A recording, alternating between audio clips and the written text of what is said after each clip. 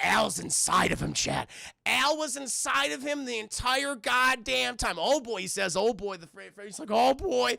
But Al was inside of him, chat. He's like, I'm here. He's like, where are you? Inside of you. And he fucking pops out of his face like, I'm here. He's like, ah! It was great. Hello, I just wanted to thank you for clicking on my video, and I also wanted to let you know that not only do I create content here on Class in the Glass, but I also stream content on my Twitch channel, Mr. Revan7.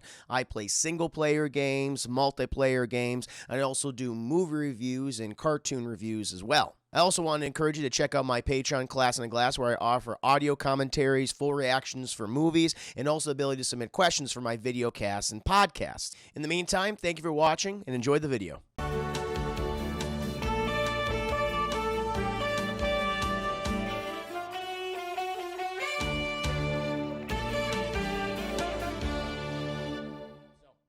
This is my, I can tell you right now, this is my, I may have watched the series way back in the day, chat, like reruns in the late 90s, early 2000s on television. That's probably what happened. But this is my first time I can definitely say it's definitively. I sat down and I watched 2 episodes back to back, chat, or at least the 2 pilot episodes they had, Genesis Part 1 and Genesis Part 2. But kind of to give you an idea of what the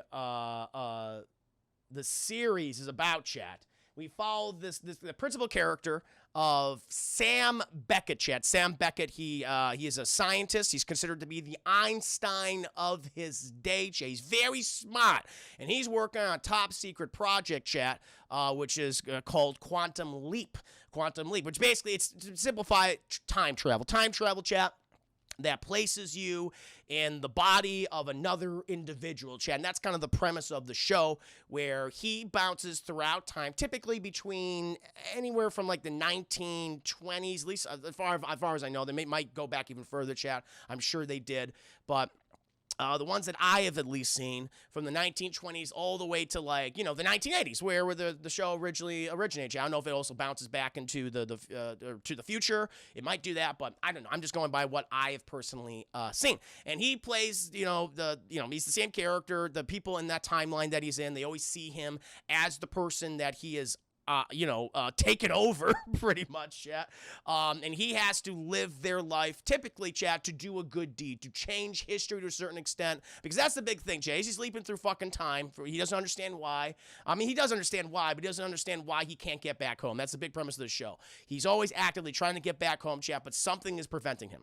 He keeps leaping from body to body to body throughout history and making things happen for the better, chat. Usually the person he's occupying their body in, something bad happened in their life or is about to happen in their life, he prevents that, chat. And as soon as that's over, as soon as he kind of starts to acclimate to that lifestyle, he instantly just jumps to another life, chat. So he can never kind of settle down. And this episode kind of starts that trope as we go on, chat. So there's almost an inherent sadness to this character, where, because even this episode, chat, where how we start out, where he acclimates to this new family, basically not really understanding like what the hell's going on at first. Eventually he will too in subsequent episodes, but he starts to like actually care for them as his own wife, his own son, everything, and then boom, it's over, and he's out for the next thing. He's like, what the fuck? No, I was happy, and that's denied him each and every time, chat. So there's always I've always found there's always a theme of sadness and loss in every Quantum Leap episode, chat. And I can see why a lot of people got attached to that. It's like, oh, you finally get everything right, and everything is thrown through a fucking loop. You know, you're a time loop, if you will, chat. So I always dug the premise of this show. But, chat, let's go ahead and get into the nitty-gritty details, chat. We are starting in the year I don't know. It is the future, chat. It is the year 1989, and no one knows what the fuck is gonna happen, chat. Oh my god, 89. The Batman movie came out. People are wearing fucking light-up shoes, chat. Their clothes have Christmas lights on them. Holy shit. The style is crazy, chat. It's crazy. And we are following, chat. We are following good old Dr. Albert, chat. Good old Dr. Al. He is driving his super advanced vehicle, chat, down the roads of New Mexico, chat. He looks like he is about to go to a party, chat. Or just came from a party. Who knows, chat? Al is always about the party. As I found out in this episode, chat, Al likes to party. Al likes the women, chat, and boy, does he fucking love to drink, chat, because every other episode, he has a massive hangover, chat. So he's going to parties, he's banging broads, he's banging whatever he gets his hands on, chat, and he is drinking as much as he possibly can. That's what he wants to do. But Al, he's driving to or from a party, chat, and who does he see on the side of the road? Oh, my God. An incredibly beautiful looking woman, chat, and he just rolls down. He's fucking smooth, chat. The thing is, like, Al, I forget the actor who plays Al, but he does a goddamn good job, chat. Al Kalavicki, chat. Al Kalavicki. Who the hell is this actor's name, chat? We gotta put some respect on him. You gotta put some goddamn respect on Al Kalavicki's name.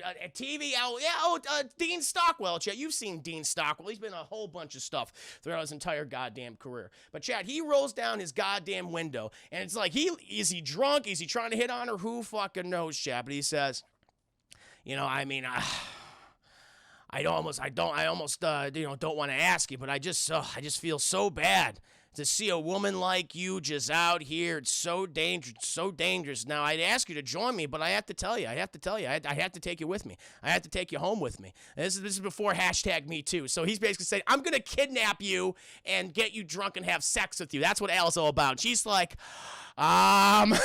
she's weighing her options here. Then she hears those wolves howling in the New Mexican desert. Oh! He's like, oh, I mean, you know what you're gonna get with me, but I don't know about them. And she says, honestly, you worry me more than they do. I know what I'm gonna get with them. They're gonna fucking eat me. I have no fucking idea what you're gonna be doing, Al. But she makes a decision, champ. She gets in the goddamn car. He's having a great time showing off all the super advanced technology, all the Christmas lights you can possibly imagine in this vehicle, chap. And they look over the horizon. You look over the horizon, and they see what looks like lightning, Chad. They see what lightning and flashing, and what she's like, what the hell's going on over there? And Al's saying, oh, don't worry about it. It's just a thunderstorm. She's like, no, there's not a single cloud in the sky, and that light is definitely not from a thunderstorm. And she brings up, you know, I remember they were doing weird testing out here for the last few years. I was reading it in the Hollow Papers, chat. And I think they're still doing it to this day. And all of a sudden, chat, goddamn Al gets a little ring-a-ding-ding on his super advanced car phone, chat. And he picks that shit up, and he's like, what's going on? And then we got the character, chat. I think his name is Gucci. Little Gucci, chat. And he's like, he went in. He's like, what are you talking about? It's Sam. He's going in. And that's what we see him, chat. Fucking Dr. Samuel Beckett, chat. At least we just know him as Sam at this point. And he's like, yes, this is amazing. In a little fucking, naked, chat. Completely naked, except for like a little G-string, chat. That's covering all the little goods up there, showing off them thick thighs. And he's just like, yeah. And Gucci's just like, he's going in, man. He's gonna leap. And Al's like, no, it's not ready. Why is he doing this? And he doesn't know, chat. And ba-boom! It goes off. We see another light express. Welcome, Fern, to the stream. Hope you're doing very well. Good to see you. So, ba-boom! And then good old Sam, chat, he wakes up. Boom! He's like, where am I? Who am I? Where am I? He doesn't know anything, Shay. He doesn't know anything. And he goes to the fucking clock. It's like 5 a.m. He has no idea what the hell's going on. And he turns over, Chad, and this woman is right there. She gets up, too. And he's like, oh, my God, she's beautiful, Chad. And then she waddles, Chad. She waddles to the door, and she is heavily pregnant. And she's like, oh, my God, and she's pregnant. And she sits down right next to him. She's like, how you doing, silly? Having a good morning? I'm going to get the coffee and get your toast and get your eggs ready. And she gives him a little smooch on the cheek, chat. And he's like, what the fuck?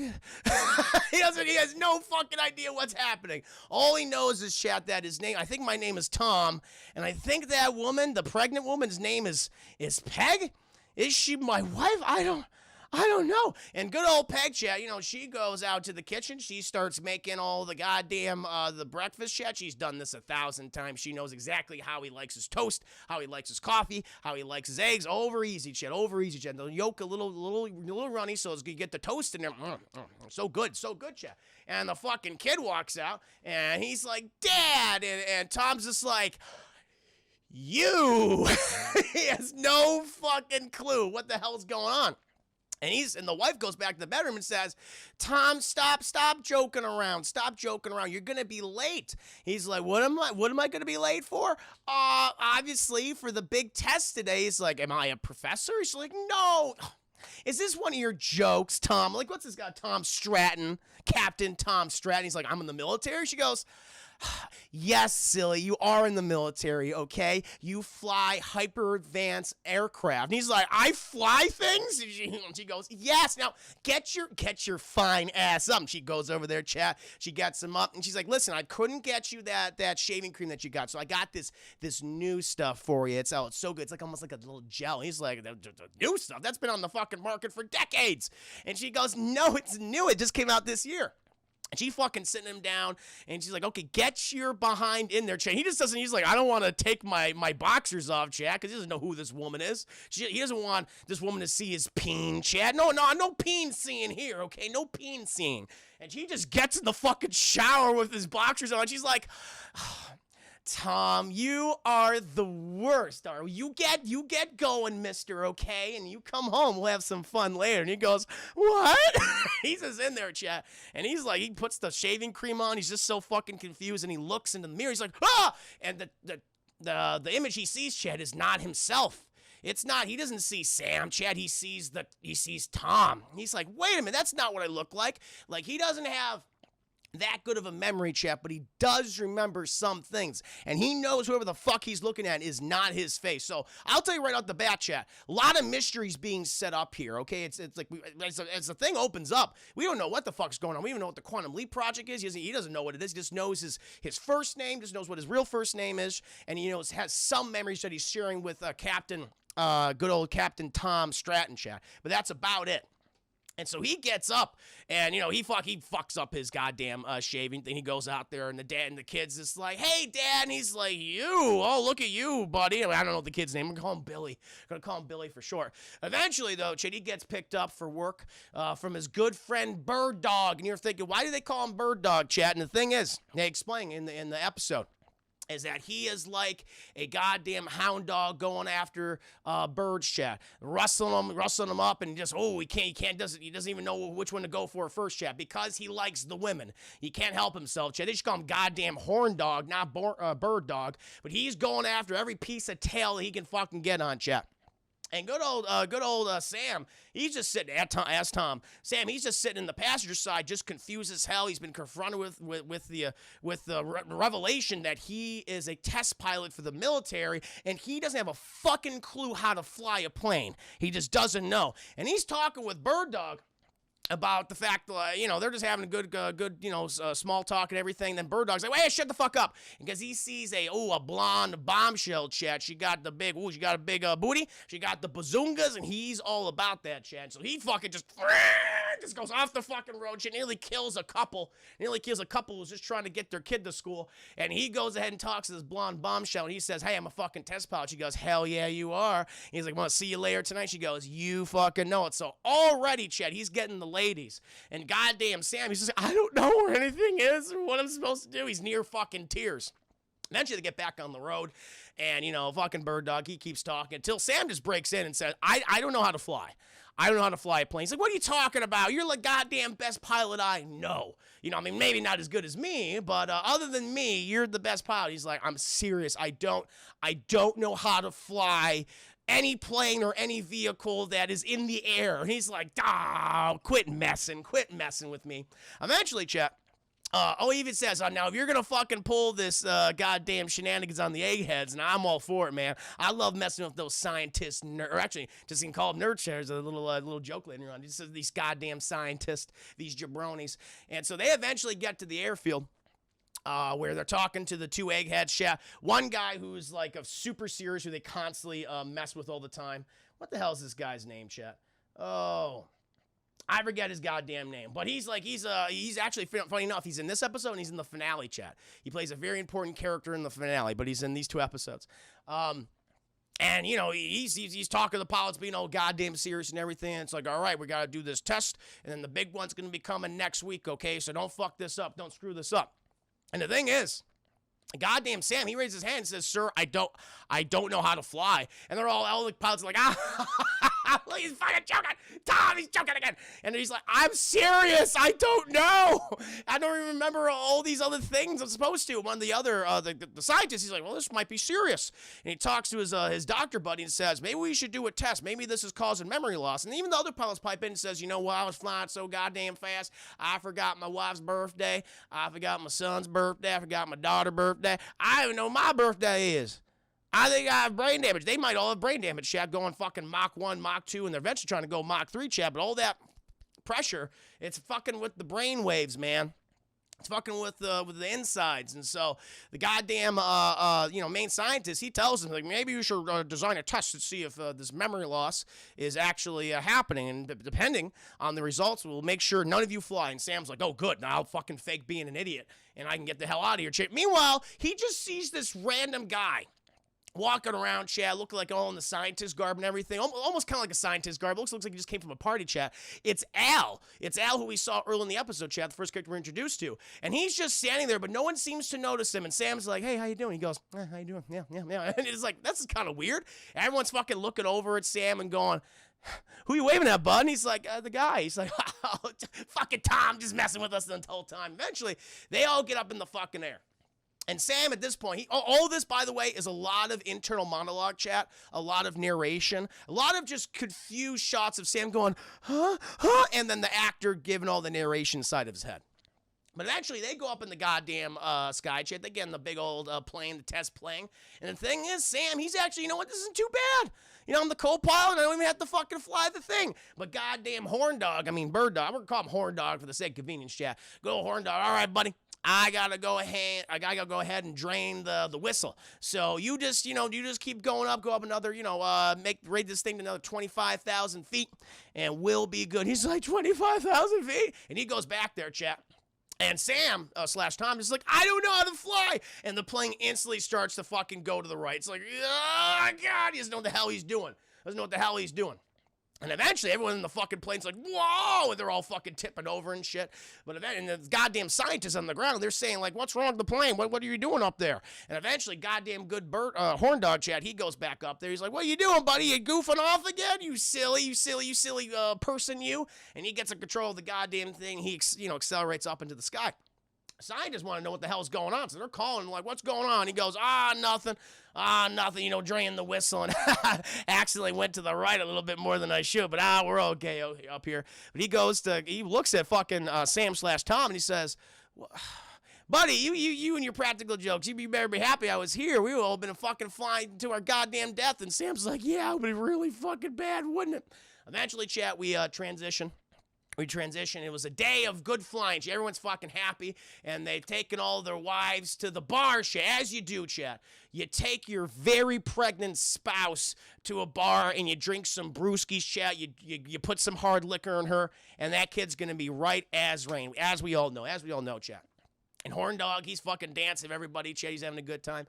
And then we get a revelation, chat. Apparently, Sam, he's starting to acclimate to this world. He realizes that, you know what, I actually like that kid.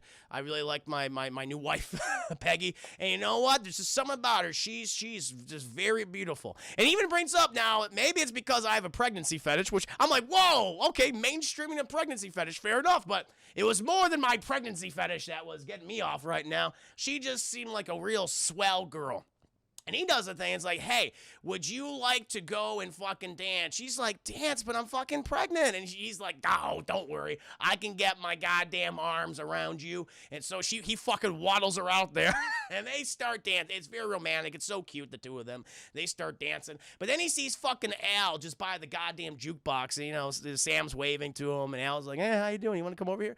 And, Peg's like, who are you waving at? And he's like, don't you see the guy by the jukebox? And she goes, oh, that's just Dougie. That's just stupid fucking Dougie. He's all so dumb. He's hilarious.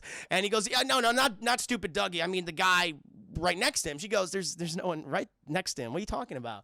And he goes, you know what? Let's go and sit down. She's like, no, this is my favorite song's about to come on. Thank you, bloody friend Major, for the sub, and welcome to the stream. We got a lot of subs tonight. Thank you so much.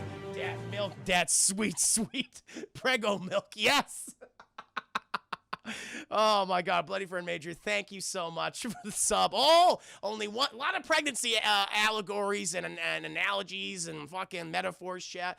Bloody Friend Major, you are almost 1 month away from front pooping out of Twitch, baby. You gotta come up with a name, my friend. You gotta come up with a name.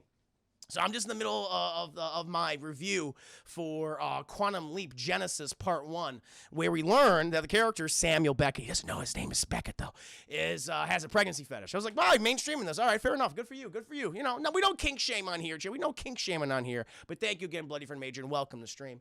And so he sets her down. She's like, I'm fine. She says, you're very pregnant. I'm very attracted to that. But I gotta go over here. I gotta talk to someone. You're good. I want you to rest. You need your rest. He's like, okay, you. And he goes over and talks to Al. He's like, what the fuck's going on, dude? He's like, well, listen, I came here to talk to you about some really important shit. And the thing is, when people look over at him, he looks like he's just talking to himself. He doesn't know what the hell's going on. And he's talking to Al and saying, okay, who are you? He's like, I can't tell you that. What do you mean I can't fucking tell you that? It's because there are rules to this. There are rules to this. He's like, rules? What do you mean? Like, all this stuff doesn't make any sense to him. Basically, he can only say so much without fucking up the timeline. Even though Quantum Leap, as I know, breaks the rules constantly. They do this in this episode too. Basically, he finds out that it was an experiment that propelled him through time. And that's what's going on right now. That's all I could fucking tell you. And while this is all happening, people are calling over. It's like, hey, goddamn Tom, you can't fool us. You can't fool us right now talking Invisible Man. And eventually, Al just fucking vanishes like a goddamn ghost. Just disappears.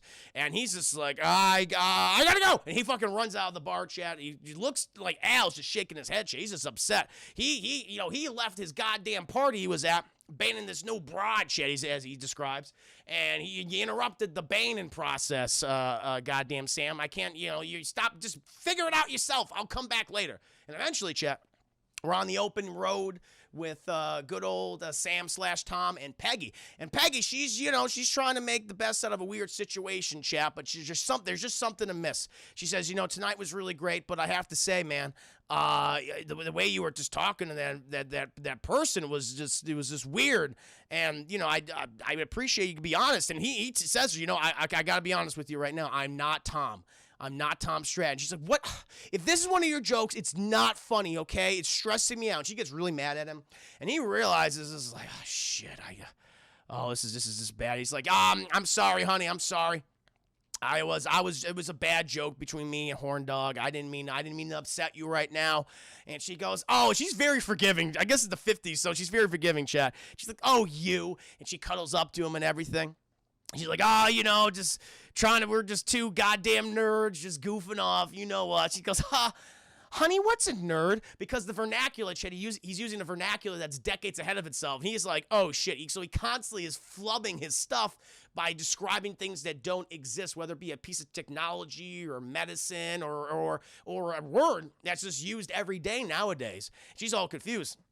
Eventually, they go back home, Chad, and they have hot, sweaty pregnancy sex. It's Sam's favorite thing. He loves the pregnancy sex. But eventually, he wakes up, Chad. He wakes up, and he's like, oh, my God, I remember things. I'm remembering things. He remembers his dad, Chad, in Indiana. He remembers the project he worked on. He remembers Al. So, like, his memories are slowly coming back, Chad. They're slowly coming back. And he's like, I got to call my dad. My dad died in 1970s, but he's alive in 1955. I got to talk to him. And so he goes, Chad, into the phone. It's a very emotional scene. He goes to the goddamn phone, and he's fucking, dialing the operator, chat, and he's starting to remember, like, where he grew up, where his dad used to be, and everything, but he can't remember his last name. He can't remember his last name, chat. And the operator's asking for it, and he fucking hangs up the phone, chat, and he's near tears. He's near fucking tears, chat. And he's crying. He eventually starts blubbering. She's got the... Got that Tom Maguire ugly cry. But then his son, Chad, Billy, good old Billy boy, walks. He's like, Dad, are you okay? He goes, oh, I'm fine, son. I'm fine. I just got a cold. And he's like, oh, I'm sorry, Dad. Well, if you have a cold, we don't have to go fishing today. It's fine. He goes, no, Billy, you know what the perfect cure for a cold is? He's like, what? Fishing, which it's not, Chad. That's cold water and you're exposed to the elements. It's not a good cure. So Dr. Samuel Beckett, who he doesn't know his last name is Beckett yet, he is wrong. He's absolutely wrong.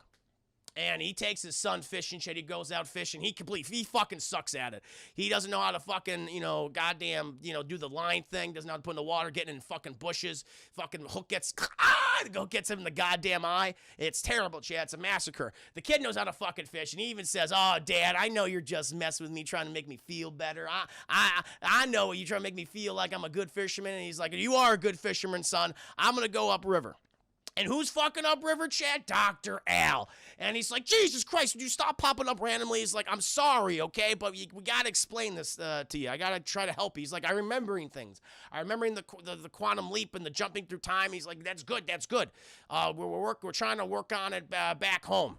We're trying to get you out." It was like, "Well, how can we do this?" He's like, "We're trying to figure it out. I can only tell you so much, okay? But for right now, just live your life, and we'll try to make this work, okay? Just keep being a good dad and a good husband, and you're gonna get through this, okay?" And he goes, "Cool." And so eventually, chat, we cut, and it's now we're at a fucking barbecue. We're at a barbecue chat, and goddamn, Captain Tom / Sam, he's just fucking playing some b-ball with his son, chat, and the fucking throwing the goddamn ball back and forth and everything.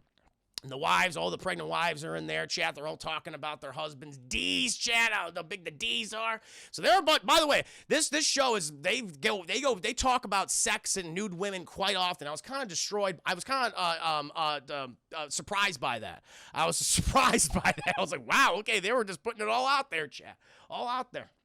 And eventually, one of the fucking experimental test planes flies overhead, and the kid's like, "Wow, Dad, what move was that called?" And fucking Tom / Sam's like, "I don't know." And then Horn Dog's like, he's like looking at Tom like, "Wait a minute, you know what that fucking thing is?" And he tells him the kid what the maneuver is. "Oh, it's the goddamn stork flight of death," or whatever the fuck. And the kid's like, "Wow!" And eventually, Sam goes back into the kitchen, chat, where he sees his wife, and he knows that she's a little weird. She's a little weird with him, chat, because of what happened in the car and things, trying to figure things out. And she's like, "You know what? Why don't you go outside and keep playing with Billy here? He's never been the same since he got hit by that fucking bus." And I'm like, whoa! So apparently, chat, the goddamn kid got hit by a bus at some point, and he's never been the same. He seems okay to me. He seems like okay. He's not like, he's not like he's not talking, or he's like physically, has an ailment or something. He seems perfectly fine, but apparently ever since that bus hit him, he's never been the same. So it's like, okay. Oh, so he's like, "Sure," and he's about to go out, chat, and then she's like, "Hold on." She gives him have a hot kiss, chat. Smooch you, a good old hot, sexy, pregnant kiss. And he goes back outside. And meanwhile, then, chat, he goes to the airfield later on, and he's very nervous, chat, because he's going to fly a very advanced plane, chat. They got to go to Mach 3 of this thing. First time they're ever going Mach 3, and he's very nervous about it. And he doesn't know how to fly a plane, though, so it's like, this is very dangerous. Thankfully, Al shows up, and Al's like, "Okay, we figured some things out." And he explains the whole thing about the quantum leap, where it's like the reason why, whatever part of the big thing, the project was, can't tell you who made it, though, but the big thing is, like, you travel through time, and it places you in the body of a new person each time, okay? And we're trying to figure it out. Apparently, according to the notes and the research that was provided to us by the maker of the quantum leap, or the machine that does the quantum leap, is that you have to do something specific here, and that will quantum leap you to hopefully back to where we are. We can get you out of it, because we have Tom with us right now. We have Tom Stratton, and he's fucking confused just as you, doesn't know where the hell he is, okay? And Sam's asking like, "Okay, well, what do we need to do?" And he's like, basically, you have to do this. We learned that the actual real-life Tom Stratton, he dies doing the Mach 3 test for this experimental plane, okay? And Sam's like, "Holy fucking shit!" He's like, don't worry. Only thing you got to do is you got to just pass. You got to make sure the plane doesn't fucking explode. You don't die. He's like, "How do I do that? I don't know how to fly a plane." And Al's like, "Don't worry, man. I used to fly planes back in the day. I was an astronaut. I can save your ass." He's like, okay. So we can do that, but it's still dangerous. It's true, it is. We could do it where, if you, he's like, "Okay, well, if that happens, then, well, I survive." So what happens? Well, that point, it might happen randomly, or you're going to be stuck in his body for 40 years. I'll be stuck in his body for 40 years? Hey, man. I mean, it could be worse things. You could be fucking dead. And he goes, oh, shit, I don't fucking know. He's like, listen, it's the best case scenario, okay? I'm going to help you out. You'll quantum leap. Hopefully you'll quantum leap out of his body after you do this. You make him live. And, hey, fucking Peg and the goddamn Billy Boy, they're going to have their dad for much longer than they originally anticipated. You know, he would be dead, and then Peg, oh, she'd be terrible, Chad. She'd be a pregnant widow. And Billy, he got hit by the bus, Chad, and that's gonna do him over. He got hit by the bus, Chad, and he has a dead dad. That's too much for one kid. Bus plus dead dad, not great combination. And he's like, okay. And he goes, good old Sammy goes to speak to, even Al says, I'll be with you inside the cockpit. Also, we learned that Al is a hologram. So he's being projected into the past or wherever Sam is as a hologram, and he's able to walk through things like a ghost and shit. And he's like, it doesn't matter to me. They show off the effect and everything. It's pretty good for 1989 on television. But then eventually, good old Tom/Sam, he goes to the scientists, and they say, listen, you got to go ahead and complete this survey so you're able to fly, okay? So fill us out 200 plus questions, everything from like, when was the first time you had sex?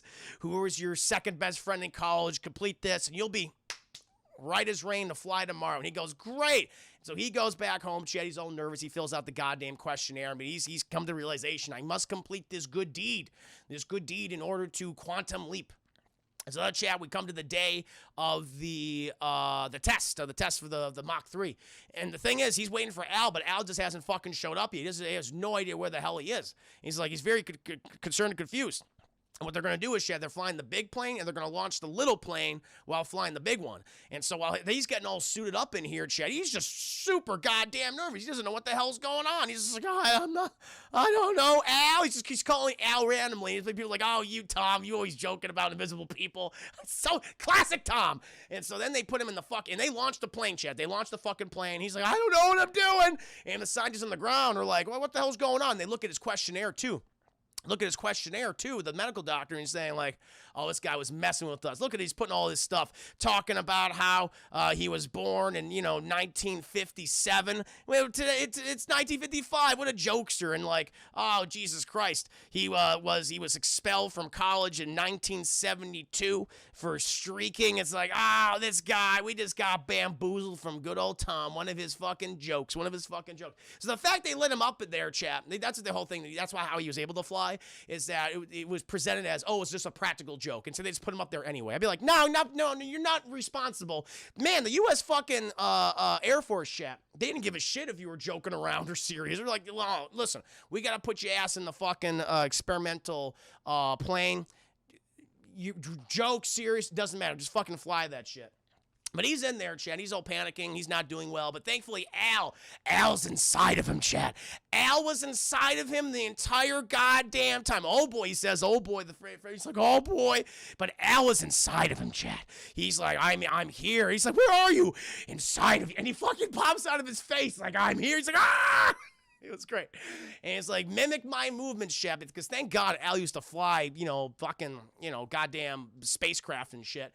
And good old goddamn Tom/Sam, he'd make us all Al's movements, Chad, and the flight's actually going really, really well. It's going really well. But Chad, something starts to go wrong though, because then they hear this percolating noise, like a percolating noise. And one of the pilots says, for whatever reason, I just thought I smelled coffee when I was on here. Someone brewing coffee, and they're like, what the fuck are you talking about? But Chad, he didn't smell coffee. What he thought was he was hearing coffee. It's the percolating shit. And fucking Al realizes, like, oh my God, the gasoline inside, they fucked up the fueling system in this thing. What's happening, Chad, is that the gasoline is boiling inside the plane, which is very fucking dangerous. He's basically flying a bomb. He's flying a very volatile gasoline bomb, Chad. And he's like, oh, Jesus. And he's like, we gotta fucking eject. And they go, boom. And as soon as he fucking ejects, Chad, boom, the plane explodes. Meanwhile, we cut down to Peggy, and she's pregnant, and she's like, oh, God. And she hears the explosion. She's like, oh! It's not good, Chad. You got two things exploding. Fucking the plane and Peggy, Chad. Oh, no, it's too bad. It's too bad. Eventually, thank God, we see the debris fall on the ground, Chad. It's a burning, smoldering wreck. But thankfully, Chad, we see who is slowly floating towards the ground, Chad.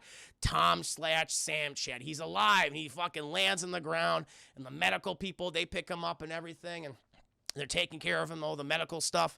And Al's talking to him. He's like, whew, that was close. But I thought if I did this good deed, if I survived, I would be able to quantum leap. And he goes, I don't fucking know. Apparently that wasn't your good deed. Apparently you need to do more other than saving the life of Captain Tom Stratton, chat. There's more to be done in this episode in 1955. And so eventually they take him to the hospital, chat, where apparently his wife, he's been told by one of the medical doctors who he gave his questionnaire to that your wife has gone to premature labor. You know, but the thing is, it's 9 weeks early, chat. It's fucking it's goddamn 3 months early. He's like, listen, back in 1955, not gonna be able to save the kid. Not gonna be able to save the kid, chat, if it's only 6 months old. It's not developed enough. And he's like, holy shit, he goes and sees Peg, and she's not doing well, chat. And, you know, she's scared. Like, you can't, don't front poop out the kid. She's like, I gotta front poop him out. She's like, don't front poop. And she can't help herself. She's about to front poop. So he realizes, Shep, and then he starts to get more of his memories back while this is happening. And he was like, oh my God, give her this concoction. But he's like, this specific medical procedure. But he realized, like, that wasn't used in practice until the 1970s. And the medical doctor's like, what the fuck are you talking about, dude? Now's not the time to joke, okay? Your fucking unborn child could die. And he's like, wait a minute. And he thinks of something else, Chad, that happens like in 1957, a specific concoction that you could inject into a pregnant woman, Chad, which apparently, Chad, that concoction is copious amounts of alcohol. So we just, put alcohol into her, then the front pooping will stop. The front pooping will stop. And the guys are asking, like, will that work? And they go, actually, according to this data, it will. And so they just start fucking putting alcohol into her, chat. Right up the hoo-ha. So she gets the alcohol too, right up the hoo-ha, chat. And she's good. She's good. She gets really drunk and everything. She's having a good time. Billy's happy. He's like, yeah. And he goes and play baseball outside. Glad that his soon-to-be baby daughter is going to be okay. No, that's what happens, Bull Move. I'm just telling you what happens. Thank you, Secret Bro, for the host. Welcome to the stream. Hope you're doing very well. It's a great way to stay in shape, right? So he goes to Peggy, and, she's so happy because the baby's going to stay in there, Chad. No front pooping out from that baby. And they kiss and everything. It's great, and she falls asleep, Chad, because she's extremely fucking drunk. And he goes over to the window, Chad, where he sees his son, kind of son, Billy. He's like, look at this, Dad. And he throws a baseball into the air, Chad. And then we all know, we cut back to Tom/Sam. He's glowing. He's quantum leaping, Chad. He's quantum leaping. His good deed was complete. What he had to do, Chad, we learned what he had to do was not only save Captain Tom Stratton, but also Captain Tom and Peggy's Stratton's unborn child, Chad. He quantum leaps to a new time period, Chad. I believe it's, 1968. I believe he transports himself to 1968, Chet, where he is now a b-ball player. He's playing the baseball. He's in the minor leagues for the horrifically named Waco Bombers. That's his name. I'm like, that's not a great name to have. But he plays a minor league baseball player. He just caught the fucking catch in the top of the ninth, Chet. Top of the ninth. His team's up to bat. And the thing is, if they don't fucking win this game, then it's over. And he's like, what the fuck is happening? So he didn't get to say even goodbye to Peggy, Chad. Didn't even get to say goodbye to Bill. It just happens instantly. He never knows what's going to happen. And so now he's here, and he's like going over the dugout, Chad. And he's just trying to he's like in shock about, well, it didn't work. Because he thought what they would be able to do, Chad, he would quantum leap back to the original time period he's supposed to come from. But instead, he went to a new time period, Chad. He's not close enough. And so now he's just fucking sitting there. And now he has a fucking dog barking at him, Chad. He's like, And the goddamn manager, Chad, the coach, they're telling him, like, God damn it. I forget the character's name he plays. What's his name, Chad? Hold on. Let me get that name of his. Genesis Part 2. So the character he's now playing, Chad. Let's see. Tim Fox, playing the character Tim Fox, shit, minor league. Was formerly a Major League Baseball player, chat, but he tore one of his ligaments, chat, And now they put him back in the minor leagues, hoping, to get better and eventually go back to Major League, but never went back to the Major League, chat. And so now he has a dog that's about to literally eat his face, and the players and the coach and manager saying, can you quiet your dog down? And because he realized the dog, he realizes the dog knows that he's not Tim Fox. He knows that he is now that's occupying the body of Tim Fox, chat. And the dog's like, who the fuck are you? And he's just barking at him and shit. But Sam, he learned back in the when he used to grow up on a farm. He goes, I used to be on a farm with cows. My dad was a farmer. He starts to realize more and more as the episode goes along, chat. And he's like, if you just look an animal in the eye, you'll calm it down. And he manages to give it the scariest fucking look you can imagine, Chad. And he calms that dog down until it's good. It's good. Eventually, though, Chad, he sees fucking Al, who looks like he just came from another party. He's been drinking booze and banging broads, Chad. That's all Al apparently does. And he goes over and talks. He's like, Coach, I'll be right back. I'll go talk to Al. And he goes to talk to Al. He's very upset. He's like, wait a minute. I thought this whole thing would work out with the quantum leap. And he's just, listen, we're trying to fucking figure this out, man. And the machine is acting weird. Gucci's acting weird. We're trying to figure this out. But I think what's going to happen, at least for now, at least for the next 5 seasons, is that you're going to have to do good deeds in every single timeline you're in. You got to fix something. It's almost as if someone made this on purpose, as someone wanted this to be the intended purpose of the machine, to go back and literally change history. And he also tells them, like, well, what about what happened to Peggy and what happened to, the actual Tom Stratton? Apparently they're fine, Shaq. They're still alive to this day, and they had a daughter. They had a beautiful daughter, which they happened to name Samantha. It's like, I don't know, usually you had a profound impact on them somehow. And he goes, I'm glad they're doing okay. And he says, who am I right now? You're Tim Fox. And he goes, you're a major league player that got injured, and you're in the minor leagues forever. Apparently, you fucking blew the big game. You blew this game here, man. And eventually, you retired, and you owned a Kentucky Fried Chicken franchise, met a good girl, had a couple of kids. That was your life. But there was always that possibility of what would happen if you won that big game. And he's like, I don't want to do this anymore, man.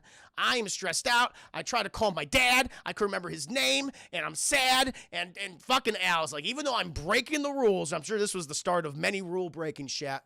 He reveals some information to him because the fucking Sam is like, who's the fucking moron that did this? Who's the fucking moron that created the Quantum Leap program? And Al tells him, you did. You created this program. You're like, people thought you were fucking crazy. That wouldn't be possible. The president said not to do it, but you went ahead and you did it. And now we're living with the repercussions. And he's like, holy shit, I did? And he says, yes. And your name is Beckett. Your name is Dr. Samuel Beckett. You have 6 fucking doctorates. People say you're smarter than Einstein. You're one of the greatest humans to ever live. It's like, Jesus Christ, that's a lot to live up to. And, listen, I don't know how we're going to fix this. We're going to try. We're going to keep trying until we can't. Until we just realize, like, maybe this is just the way it's going to be. But for right now, you got to go out there. You got to change history. But before he does that, Chad, he gets on the fucking payphone. He calls his dad. But it's just confusing because it's like he can't say who he actually is. So he pretends to be another relative, a relative from Australia. And his dad gives him a hell of a good pep talk and saying that, listen, you're a good person. I know exactly who you are, and it's okay if we're never able to see me soon. Basically, because of his experiments, Chad, how he loved his dad as a son, or loved his dad when he was younger, when he was when he was a kid, that he lost time. And he always regretted that. Now he has this one moment, and that gives him, the pep in the step that he needs to win the big b-ball game, Chad. And he goes out, and we see the young Samuel Beckett, Chad, and saying, who was that, Dad? And he's like, it was your cousin from Australia. He looks like he'll be coming to see us maybe this Christmas, spend some time with us. He's like, well, does he know how to milk cows? He goes, ha, ha, ha. No. And they go outside and milk some fucking cows. Meanwhile, Dr. Samuel Beckett, chat. Dr. Samuel Beckett, he goes out there, chat. He's up the bat. He's the lad. It's goddamn. They already have 2 outs so far, so he needs to do this. Okay, let's win this game. And with the fucking pitcher, he throws the first pitch, strike 1. They're going, oh shit, Jesus Christ. He says, don't worry, guys, I got this. And the fucking pitcher throws it again, and then strike 2. He's like, okay, that's okay. I'll get on the third one. They go, oh, Jesus God. Oh, Jesus God. And the pitcher, Chad, he's eyeing Samuel Beckett. He's eyeing Samuel Beckett, also known as Tim Fox at this point. He's the body he's occupying, Chad. Future KFC franchise owner. And this pitcher throws the ball, chat. It's in the fucking, it's all the slow-mo. They'll go, and he's like, yeah! Strike 3. He fucking swing and a miss. But it's okay, Chad. But there is a rule in baseball. If the catcher just fucks up, if he catches the ball, Chad, but he drops it and it goes behind the mound, he's like, oh, you can still go. You can still go. And Al used to teach baseball, Chad. We learned Al. And Al's like, get your fucking ass moving. And, and fucking Sammy Becket's like, oh, and he starts running. She's all in slow motion. And the catcher, he's like, oh, and he throws at the first baseman, chat. But the fucking first baseman, it's a terrible throw. And the first baseman, he misses it, chat. And Samuel Beckett, he's still fucking running. He goes to second, and the outfielder throws it to goddamn second. He fucks it up, too. Everyone's fucking everything up. So he's still running, chat. He gets on third base. And fucking finally the pitcher, he grabs the ball. He throws it to home, chat. But oh, Samuel Beckett's so close. He can taste it. He can taste it, chat. And he slides. And the fucking umpire's like, safe in the fucking Waco Bombers, chat. Not they didn't actually bomb any place. But the Waco Bombers, chat, they won the baseball game. Woo! Tim Fox, everyone's cheering. He's like, yay! It's Dr. Samuel Beckett's, yay! And he starts glowing goddamn blue and white, chat. He goes, and then he's transported. He quantum leaps again, chat, where he is now what looks to be a teacher, professor, and he has a pipe in his mouth, and it falls in his mouth. He goes, oh boy! And that, chat, that is Quantum Leap. Genesis Part 1 and Part 2, chat. There you go. Listen, I'm going to tell you right now, the show overall, I mean, dated. It's dated, no doubt about it. But I love the concept. The concept's really cool. It's like these morality tales. They get into a lot of, kinky sex stuff, which I'm like, wow, this is for fucking mainstream TV. I'm surprised, especially for the 80s. But it's a fun show. I really like it. The actor who plays, couple of things. Thank you, Betcha, for the one bitty. That's so quantum bullshit. That's what happened, man. That's what happened, man. He somehow solves something and he fixes it and he quantum leaps again. But I want to just say the person who plays Dr. Samuel Beckett, he deserves some credit, chat. He deserves some goddamn credit. Hold on. Let me go ahead and get his name up here. Sam, here we are. What's this actor's name? Scott Bakula. So played by actor Scott Bakula. He does a great job, Chad. He's very charming. Yeah, I buy his constant panic in the new situations that he's in. Really, really good. But I also really, really love goddamn Dean Stockwell as Dr. L. Amazing. I love their chemistry, Chad. I love their back and forth. They butt heads, Chad. You could tell that they really care about each other. I mean, eventually, as the series goes along, they really do develop a deep bond. And so I really dig that. Batches, sorry, I only have the 1 bit. Oh, you're good, Batches. No, thank you. Listen, what would it be, 1 bit, 100 bits, or 1,000 bits? I appreciate every donation. Definitely helps. But I really like this 2-part episode, Chad. It sets up the world, has a lot of mystery still throughout it, Chad, but you start to understand it. You explain the technology and the process and everything. I mean, eventually it's like, oh, okay, I see what this is. It's a morality tale. He's going through each time period, Chad. New scenario. You can have a revolving cast of guest actors. You don't have to pay everyone like a heavy salary except for your 2 leads. Like, I get it, but it's fun. I like different scenarios. I can see why this was initially so popular, because the whole speculation is, where's he going to end up next week? What's going to happen now? Where's he going to be? So I totally get it. But overall, yeah, I enjoyed this, chat. I enjoyed this. It's a fun show. On the double toasted scale, I give this a high matinee. Chat. It was a good time. It was a very good time. Yeah.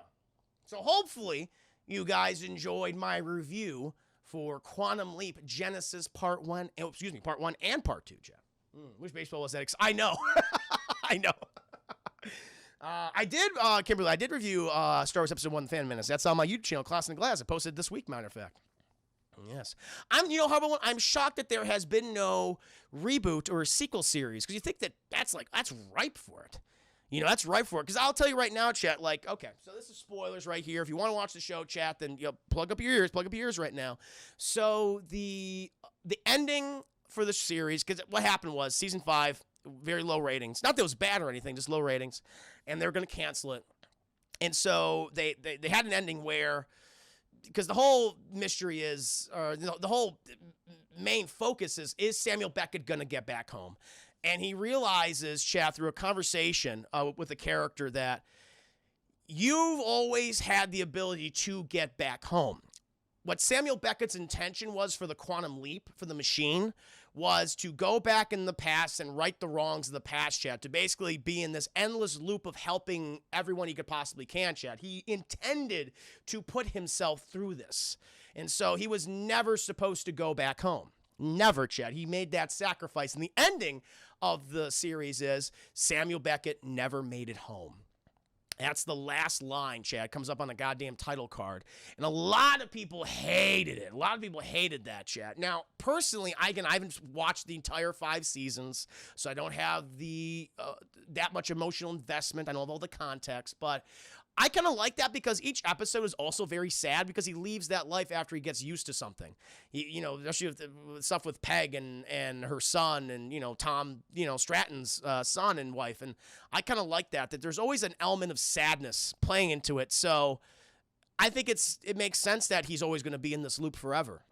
Always existing, always helping other people. That's the sacrifice he made for humanity, chat.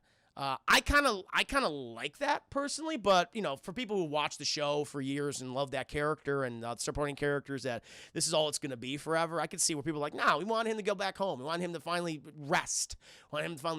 So I also get that. I don't mind it, Chad. It's a sad ending. It's a sad ending, but I kind of dig it. Yeah. Yeah, it's true. He was married, so it's not like he abandoned people. There's no doubt about that. He definitely did that. Yeah, it does. I know that it also wraps up Al's story. So you do get a sense of ending with Al. So, yeah, you need to go back home. No, fair enough. Again, I haven't watched it all, but, from that, I'm like, I kind of get why they wanted to do this. So, yeah, chat. But, yeah, it's a fun show. I dig it. The first episode's for free on NBC.com. That's how I watched it. I don't know if it's on another streaming service, but that's how I watch it, chat. So, it was a good time. I'm there. Wait, I missed it. What happens at the end? He never stops looping through time. It always goes on and on and on and on and on because when he did the first leap, he always intended to do this forever. That's what it was. That was the reveal. Deadpool, they also set it up because the creator of the show wanted to do a sequel series where his daughter's trying to find him and she's leaving. Oh, that would have been awesome. That would have been cool to see. This show, I tell you right now, Deadpool, this series definitely deserves a sequel series. You could do that now. They should absolutely do that now. I'm shocked they haven't done that. You can bring back some of the surviving actors. I think you can do that. Because Dean Stockwell's dead, right? I'm pretty sure he died. Yes, maybe he's still alive. No, he's still alive. Dean Stockwell's still alive. And I think Samuel Beckett actor is also still alive. So, you could still bring them back. I'm shocked they haven't done that. I'm shocked like a streaming service hasn't done that. Dean Stockwell's up there. He's very old. Yeah, just super old, yeah. I don't know if that means he lives forever. They imply, Big Homie, in the episode that he doesn't. That he will age, actually. But they could change the rules, so who knows. But Al's character says, you won't do this forever. You will eventually die. You will age. So, yeah. But Al will die. People who are, communicating him through the machine. JT, thank you for resubscribing using that Prime subscription. 26 months, man. 26 months. Man, thank you. Yeah, so, I hope you guys enjoyed the review. I'm really liking doing these pilots, chat. They're pretty fun. There's just something different going to episode to episode. I will be doing next week Puchinsky. I'll be doing Puchinsky next week, chat, and I believe one other. Actually, I have a couple, right? I have a couple. So, yeah, some more after that. I have them written on my Word document. But, chat, as I said before, if you would like me to review a pilot or an episode of television, a particular episode that you guys love or whatever, the price is 1,000 biddies, chat, $10, and I will sit down and watch it, and I will review it. I'll do a scene by scene breakdown, like I did tonight. I'm glad you enjoyed the show. The next 3 Saturdays, you're going to catch that. I know. I heard that they're pretty goddamn bad. These are the good shows, Chad. I did House and Quantum Leap, and now I'm going to get some bad ones. Going to get some bad ones in here, so I got to do some prep for those. But no, I'm glad. I hope you guys liked it. This is pretty fun for me. It's something new. But in the meantime, chat, I'm going to go ahead and just briefly pause. I'm going to keep going, obviously. But I'm going to take a quick break. Going to refill my beverage. In the meantime, please entertain yourselves amongst yourselves, chat. And I'll be jumping into Spider-Man Miles Morales, chat. We'll play that more of that Spider-Man. Stick around, guys. Stick around. Be right back.